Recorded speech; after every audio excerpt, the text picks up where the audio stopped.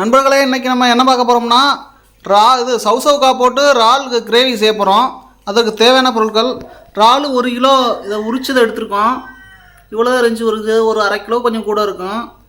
அடுத்து ஒரு சவுசவுக்கா இப்படி குருவாக நறுக்கிறோன்னு நார்மல் சைஸில். அடுத்து வெங்காயம் கொஞ்சம், ஒரு 2 வெங்காயம், 2 தக்காளி, 3 பச்சை மிளகா, தேங்காயும் சீரகமும், தேங்காய் ஒரு அரை மூடி, சீரகம் ஒரு கை அளவுக்கு எடுத்து போட்டு அரைச்சிக்கிறேன்னு. அதை அரைக்கிறதுக்கு ரெடி பண்ணி வச்சுருக்கோம். அதை அரைச்சி வச்சுக்கிறோன்னு. மல்லித்தூள் 1 ஸ்பூன், 2 ஸ்பூன், மிளகாத்தூள் 1 ஸ்பூன், மஞ்சப்பொடி அரை ஸ்பூன், கொஞ்சம் பெருஞ்சீரகம், கடைசியில் மல்லித்தலை புதினா உருவி போட்டுக்கணும். இது செய்முறையை பார்ப்போம். நண்பர்களே, இப்போ சட்டியை கேஸில் வச்சு காஞ்ச உடனே எண்ணெயை ஊற்றுறோம்.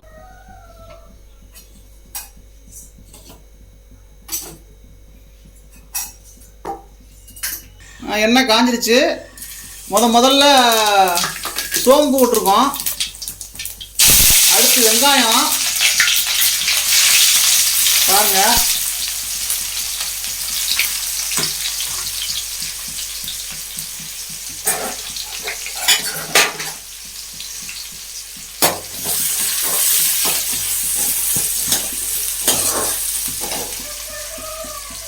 அடுத்து பச்சை மிளகாயை போட்டிருக்கோம்.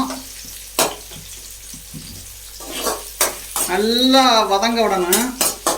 போட்டு கரண்டியை வச்சு அப்படியே வதக்கி விடணும். இப்படி உங்கள் வீட்லேயும் நல்லா செஞ்சு பாருங்கள். சூப்பராக இருக்கும், டேஸ்ட்டாக இருக்கும். உங்களையும் மறந்துடுவீங்க. நீங்கள் செஞ்சு பார்த்துட்டு இந்த டேஸ்ட்டை நாக்கில் வச்சாலே உங்களையும் மறந்துடுவீங்க. அப்படி இருக்கும் டேஸ்ட்டு.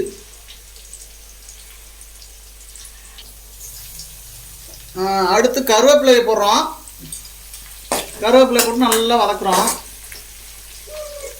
வெங்காயம் நல்லா செவந்துருச்சு. இப்போ தக்காளி போடுறோம். தக்காளி சின்ன தக்காளி 2 பீஸுன்னு சொல்லிட்டேன் இருந்தாலும் நீங்கள் உங்களுக்கு நினைவுபடுத்திக்கிறேன். 2 தக்காளி. அது நல்லா வதங்க விடணும். தக்காளி நல்லா வதங்கிருச்சு. தக்காளியில் லேசாக உப்பு போட்டு வதக்கணும்னா உப்பு நல்லா எல்லாத்துலேயுமே சேர்ந்துடும். அதனால் இப்போ உப்பு போட்டுருக்கு. பார்த்தா எல்லாத்துலேயும் சேரும் உப்பு. வச்சுட்டு உப்பு போட்டு அதை மூடிடணும். கொஞ்சம் நேரம் மூடி வச்சு 3 நிமிஷம் மூடி வைக்கணும். மூடி வச்சுட்டு 3 நிமிஷத்துக்கு பிறகு தான் அடுத்து எது சேர்க்கணும்னு பார்க்கணும். அடுத்து என்ன பண்ணுறோம்னா, நல்லா வதங்கிருச்சு தக்காளி. அடுத்து என்ன பண்ணோம்னா, மஞ்சத்தூள் வந்து அரை ஸ்பூனு. அடுத்து மல்லித்தூள் வந்து 1.5 ஸ்பூனு. மிளகாத்தூள் வந்து 1 ஸ்பூனு.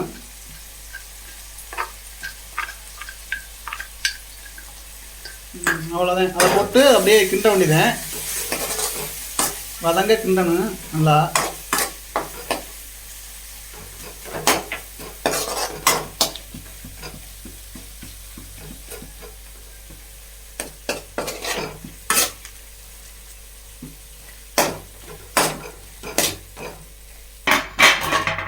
காயை எடுத்து போட்டு கிண்டி விடணும். கிண்டி 1/2 கிளாஸ் தண்ணி ஊற்றணும். 1/2 கிளாஸ் தண்ணி ஊற்றிட்டு மறுபடியும் மூடியை வச்சு மூடணும்.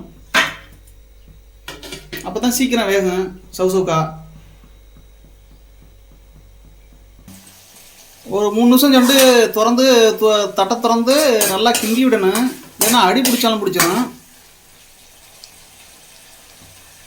பாருங்கள், எப்படி கிண்டி விட்டு அப்படியே பரத்தி விடணும். அப்போ தான் சீக்கிரம் வேகும். மறுபடியும் மூடிடணும் லேசாக. 5 நிமிஷம் சொன்னோம்னா நல்லா வெந்திருக்கும். தட்டை எடுத்துட்டு நம்ம இது பாருங்க, தேங்காய், சீரகம், கொஞ்சோண்டு பெருஞ்சீரகம், இது 3ஐயும் போட்டு அரைச்சோம்ல விழுது, அதை போடுறோம் உள்ளே போட்டு நல்லா கிளறணும். நல்லா சேர்ந்து நல்லா ஒன்றா. உப்பு மட்டும் நார்மலாக தேவையான அளவு மட்டும் போட்டுக்குங்க. ரொம்பவும் போட்டாதீங்க. இறாலுக்கு அதே நல்லாயிருக்கும். இறாலுக்கு டேஸ்ட்டு கிடைக்கும். உப்பு நிறையா போட்டுறாதீங்க. நார்மலாகவே நிறையாவும் சாப்பிடக்கூடாது உப்பு. அது நல்லா கிண்டி விட்டு லேசாக தண்ணி ஊற்றணும். ஒரு 1/2 கிளாஸ் தண்ணி ஊற்றினா தான் அது வந்து அந்த தண்ணி தண்ணிப்பதம் இருந்தால் தான் இறாலை போட்டோம்னா நல்லா வேகணும். இறால் நல்லா குக்காக இருந்துச்சிக்கிறோம். கொஞ்ச நேரம் மூடி வைக்கணும். 3 நிமிஷம் மறுபடியும் மூடி வைக்கணும். நல்லா வெந்துருச்சு அது சவுசவுக்கா. அதனால் இறாலை இப்போ அள்ளி போடுறோம். பாருங்க இறால் அப்படியே மலைச்சாரல் மாதிரி போடுறோம். தூவி பரசலா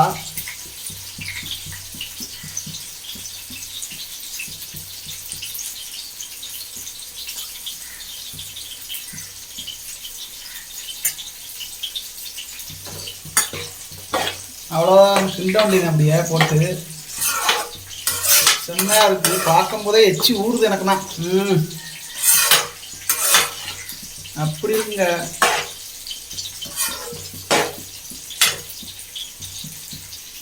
அது ஆளை அப்படியே போட்டு கிளறி விடணும். கிளறி விட்டு அப்படி மீடியத்தில் வச்சுக்கோங்க. கேஸை மீடியத்தில் வச்சுக்கிட்டு மூடி வச்சுருங்க. எவ்வளோ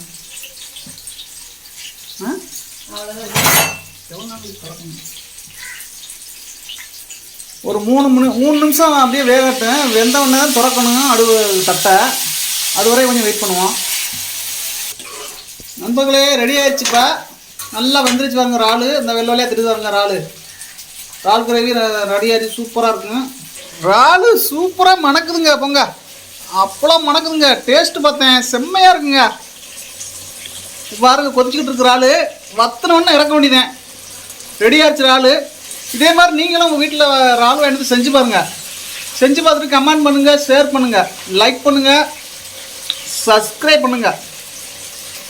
சப்ஸ்கிரைப் பண்ண மறந்துடாதீங்க தயவுசெய்து. ப்ளீஸ் சப்ஸ்கிரைப் பண்ணிடுங்க. சர்ப்ரைஸ் பண்ண மறந்துடாதீங்க கண்டிப்பாக. இறக்கணும்னு பார்ப்போம். கொஞ்ச நேரம் வேகட்டும். நல்லா கொதிச்சு லைட்டாக அந்த தண்ணினா வத்தினோடனே இறக்க வேண்டியதேன்.